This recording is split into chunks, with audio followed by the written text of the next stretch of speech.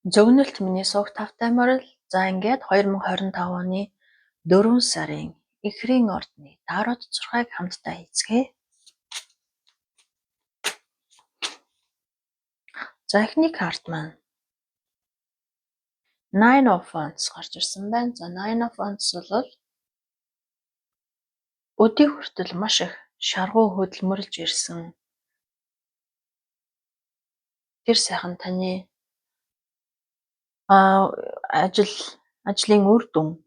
За мөн та маш их өдий хүртэл маш их тууштай, хичээнгүй байсан тэр зүйлийн үр дүн нэг талаасаа илэрхийлж байгаа юм. За нөгөө талаасаа та альва зүйлд маш их бат бөх тууштай, өөрийн байр суурин дээр бат бөх зогсож чадсан. За өдий хүртэл таны амьдрал магадгүй нилээдгүй саад даваа татвар байсан болов үүндээ та маш их тууштай тэмцэж ирсэн үр дүн одоо энд харагдана гэсэн үг. За та ямарч ядарч яаж ч туйлдаж байсан та маш их тууштай тэмцэж ирсэн байна. За ерөнхийдөө нөгөө талаараа бат бөх байр суурийг илэрхийлдэг. За дараагийн картаа авч үзье. За бичлэг маань ямар ч эдитгүй шууд бүрэн ихээр орох учраас за үгээ давтаж хэлэх магадгүй ээрж гацах. За тэгээд магадгүй дунд нь мик маань сонсогдохгүй байх ч гэдэг юм уу.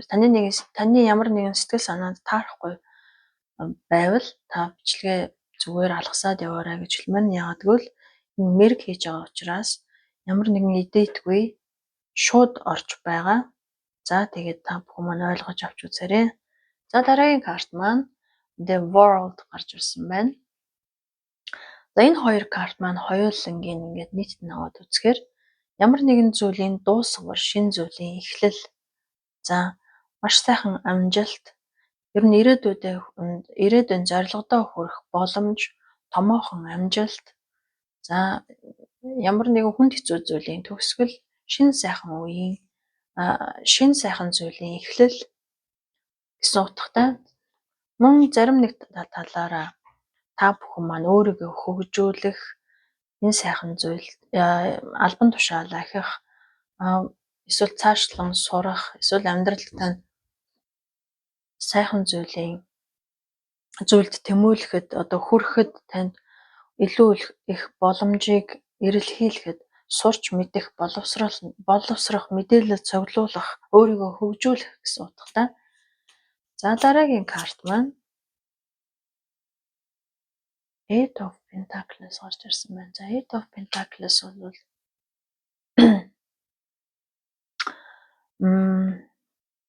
энэ бол таны орлого, ашиг, мөнгө, төгрөг, мөнгөний урсгал маш сайхан таатай тань руу чиглэсэн харагдаж байна. За нөгөө талаасаа хичээл зүтгэл, сурч хөгжих, мэргэжил боловсрал, мэргэжлийн өсөлт, карьер ахих. За та өөрийн ур чадвараа хөгжүүлэх боломж гарч ирэх. За магадгүй та шинэ төсөл дээр ажиллахаар томилогдох, түүндээ тааруулж та илүү их мэдээлэл бэлтгэх, боловсруулах, илүү их жоохон шаргуу ажиллах. За амжилтанд хүрэхэд ойрхон байгааг илэрхийлж байгаа ийм карт юм.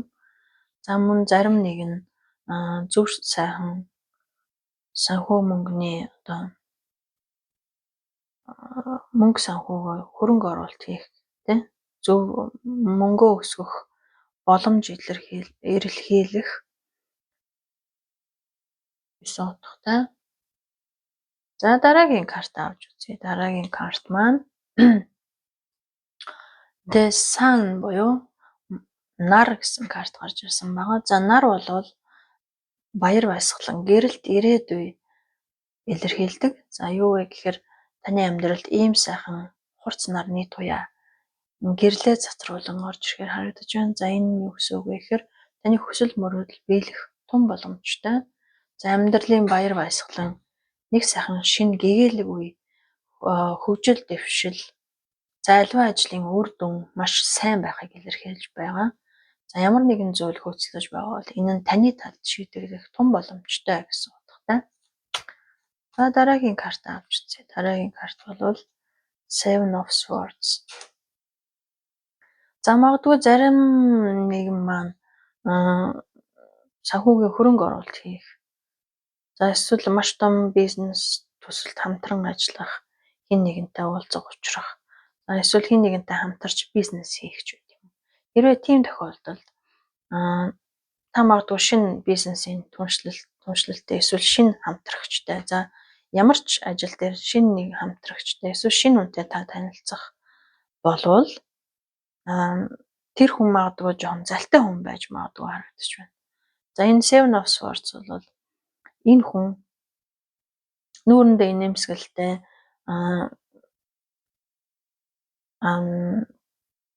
дундаж насны маш их туршлагатай, маш их харваас туршлагатай, шаргуу хөдөлмөрч байдлын хүн мэт харагдаж байгаа боловч энэ хүн богцондоо нэлээд олон сэлэм нуусан байгааг харж байна. За тэгэхээр та хэн нэгэнтэй хамтарч юм хийх гэж байгаа бол одоо юу ч байж болно. Заавал бизнес хийхгүй хамтарч хичээлээ хийх гэж байгаа, шалгалтандаа бэлтгэж байгаа ч гэдэм юм эсвэл хамтарч байр хөслөгч байгаа ч байд юм уу те. Хэн нэгэнтэй хамтрах одоо ямар нэгэн зүйл хийх гэж байгаа бол тухайн хүнийг сайн одоо таньж мэдэх нь зүйтэй гэдгийг энд сануулж байна шүү. За магадгүй хэн нэгэнд та хууртаж магадгүй гэсэн анхааруулга байгаа юм. За тэгэхээр манайхан маань жоохон анхаараарай. Энээсэн бүхэн найз биш гэдэг үг байдаг учраас та бүхэн маань энтэй хамтарч цаашд юу хийх гэж байгаа вэ? Тэр тал дээр анхаарсан зүйтэй гэж миний хувьд хэлмээр байна. За дараагийн карт маань Three of Wands гарч ирсэн байна. За Three of Wands бол ирээдүйн зорилго, алс хэдийн төлөвлөгөөг илэрхийлдэг. За энэ хүн энэ ирэг дээр ирээдүй рүү алс ирээдүй рүү ширтэн зогсож байгаа нь юу вэ гэхээр ер нь энэ амьдралынхаа маш том зорилгыг яг одоо танд тодорхойлох цаг нь болсон байна. За тэгэхээр ер нь одоо би яг энэ зүйлийг хийх нь зөв үү? Эсвэл би энэ зүйлийг хийвэл ирээдүйтэй юу гэдгийг өөрөөсөө нэг асуугаад үзээрэй гэж миний хувьд хэлмээр байна. За энэ хүний зорилго, амьдралын зорилго гэдэг бол зөвхөн ажил хөдөлмөр гэлтгүй сурч боловсрох, гэр бүл зохиох, за юу гэдэг бүхэл зүйл дээр холбоотой байдаг. За тэгээд аль талаас нь маш сайн бодож дүгнэж ирээдүйн зорилгодоо нийцэх, таны амьдралын мөн чанарт нийцэх тэр зорилгынхаа дагуу төлөвлөгөөгөө боловсруулаарай гэж хэлмээр байна.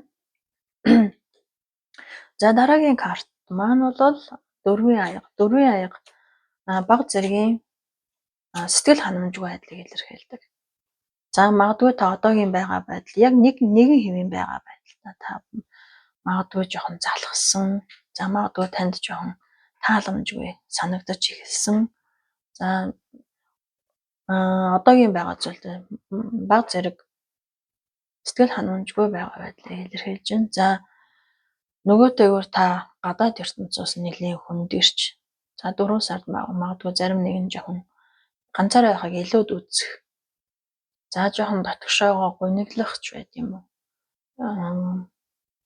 Нөгөө талаасаа та дотоод хүнтэйгээ маш сайн ярилцаж за ерөнхийдөө яг миний одоогийн байгаа байдал ямар хөө байгаа вэ гэдгийг өөрөө өөртөө маш сайн ярилцах хэрэгтэй байна. За нөгөө талаасаа шууд утгаараа энэ зурган дээр нэгэн хүү гуниглсан хүүгийн хажууд сууж байгаа эмэгтэй харуулж байна. Энэ нь юу вэ гэхээр за магадгүй энэ бичлэгийг өрх толгойсон ээж ч юм уу өрх толгойсон аав ч үзэж байгааг үгүйсэхгүй.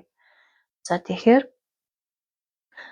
энэ хоёр хүн яагаад энэ жоохон гомдонгуй, гутрангуй, гунингуй байгаа вэ гэхээр өмнө нь дөрвөн аяга байгаа боловч энэ байгаа нь тааламжгүй, таалагдахгүй байгаа харагдаж байна. За зарим нэг нь үр хүүхдүүдтэйгээ сайн ярилцах, тэднийхээ бодол, санаа, сэтгэл, дотоод хүнийг мэдэрч, ойлголцож, сайн ярилцах, найз нөхөд шиг ярилцах.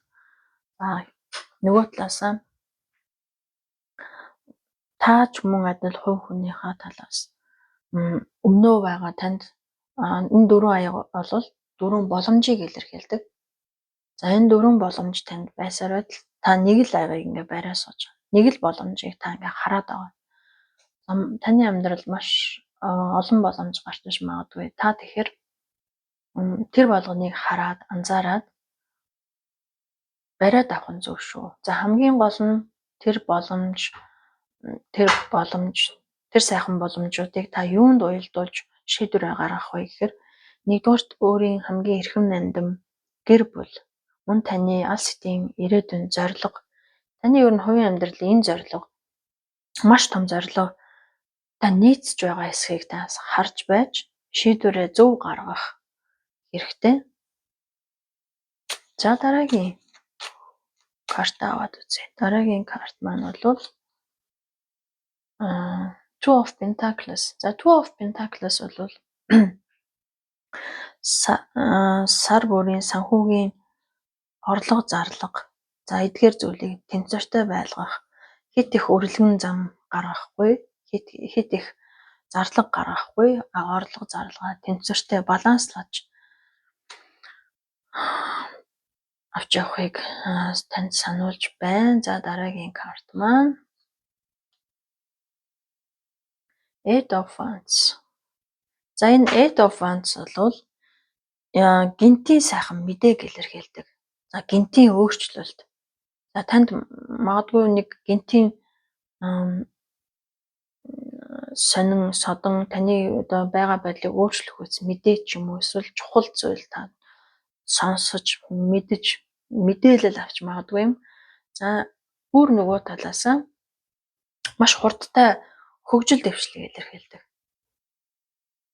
За магадгүй та энд үнэхээр тэр сайхан боломжуудаас маш зөв боломжийг барьж авч магадгүй таны амьдрал гинтийн хурдцтай өөрчлөлт гарахыг үүсэхгүй 4 сард хэрвээ та боломжийг хатгаж чадвал таны амьдрал маш том өөрчлөлт гарахаар харагдаж байна шүү. За тэгээд дараагийн картаа. Дараагийн карт болохоор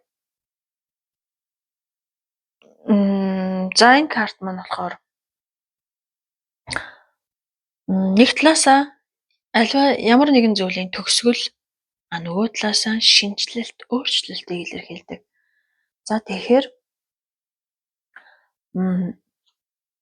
таны одоо амьдралын ямар нэгэн хууч юм уу зуршил эсвэл болж бүтэхгүй байсан нэгэн тэр зүйл танд таалагдахгүй байсан таныг тухгүй байлгаж байсан тэр зүйлийг хувьсан өөрчлөлт дараагийн шат дараагийн үе дараагийн өөрчлөлтөд орж ирж байна гэсэн үг.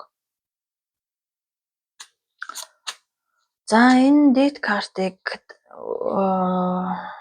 давхар нэмэлтээр нэг карт аваад үзье. Энэ яг юуны өөрчлөлт хувьсан өөрчлөлт орж ирэх гээд байгаа вэ гэхээр таны амьдралд спортс гарч ирж байна. За урын шилэн бол за шууд утгаараа ямар нэг зүрх шархлах, гомдох, ямар нэгэн хүнд урам хугарах, бодож байснаас арай өөр болж өнгөрөх тухайн процесст тийм ээ. За сэтгэлийн жоохон баг зэрэг шарх авахыг бас үгүйсэхгүй. За эсвэл ямар нэгэн жоохон таагүй мэдээ сонсох. За ерөнхийдөө харилцааны уналтыг илэрхийлдэг. Тэгэхээр миний бодлоор хосуудын маань хувьд баг зэрэг маргаан гарах, бие биенээ үл ойлголцох зүйл хэрвээ байсан бол дэт карт маань за энэ бүхний төгсгөл болно гэсэн үг. Хэрвээ та хэн нэгэнтэй үл ойлголцсон, муудалцсан, санал зөрөлдсөн байсан бол за энэ таагүй урамсгал энд дуусч байна.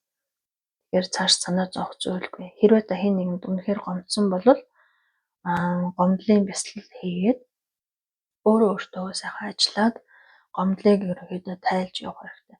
Хэн нэгэнд гомдож тэрийг хадгалж явах нь тухайн хүний өөрийнх нь энергит маш муугаар нөлөөлж ядрах, өвдөх, за тэгээд сэтгэл готролд орох зэрэг өөрчлөлтүүд гардаг учраас хэрвээ та хэн нэгэнд гомдсон бол зүгээр тэрийг сайхан сэтгэлээсээ чөлөөлөөд явуулах хэрэгтэй. За хэрвээ та хэн нэгэнтэй муудалцсан байсан болвол санаа зовлтгүй энэ зүйл ингээд дуслаа. За дараагийн картыг авч үзье. Дараагийн карт маань Lovers. За Lovers карт гарч ирсэн юм байна. Lovers бол мэдээж хэрэг хосын харилцаа, хайр дурлал, хамтын амьдрал, за үерхэл нөхөрлөл, түншлэл, нийцлэл, холбоо харилцааг илэрхийлдэг. За зарим нэг нь маань за нэг бие бинийгээ сонирхож байсан залуучуудын маань хувьд магадгүй үерхэж эхлэх, харилцаагаа дараагийн үе шатанда гүнзгийрүүлэх тийм ээ. За зарим нэг осуудын хувьд болвол хин нэгэн магадгүй бие биендээ илүү гүн гүнзгий дурлах, хайрлах. За тэгээд магадгүй амьдралаа чухал шийдвэр гаргах байж болно. За зарим нэгэн эхрийн ордныхан маань 4 сард романтик болцоонд явахаар дейт хийхээр харагдаж байна. За тэгээд энэ сайхан Lovers хайр дурлал, итгэлцэл, нийцлэл, түншлэл, хоёр хүний хоорондын сайхан харилцааг илэрхийлдэг энэ картаараа энэ 4 сарынхаа мэргийг ингээд дуусгая. За тэгээд эхрийн ордныхондоо амжилт хүсье.